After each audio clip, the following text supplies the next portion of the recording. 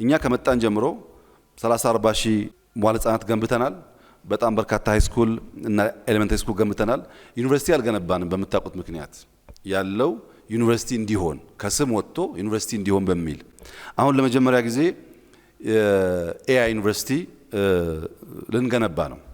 ምናልባት በሚቀጥሉት 6 ወራት ስራዎቻችንን እንጨርሳለን።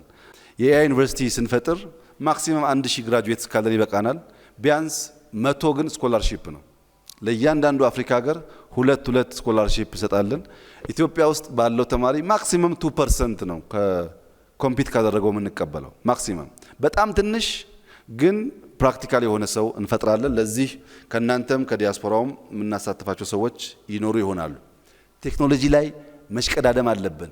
የኤአይ ዩኒቨርሲቲ በዓለም ደረጃ አሁን አንድ ሀገር ብቻ ነው ያለው። የኤአይ ዲፓርትመንት የፈጠሩ አሉ፣ የኤአይ ኮርስ የሚሰጡ አሉ፣ እናንተን ጨምሮ እነሱ አሉ። ኤአይን ብቻ የሚሰራ ማሽን ለርኒንግ ላይ፣ ሮቦቲክስ ላይ፣ ዴታ ማይኒንግ ላይ፣ ኮምፒውቲንግ ላይ የሚሰራ ብቻ ተቋም ግን በዓለም ላይ እስካሁን አንድ ነው ያለው። እኛ ሁለተኛው እንሆናለን ከፈጠን።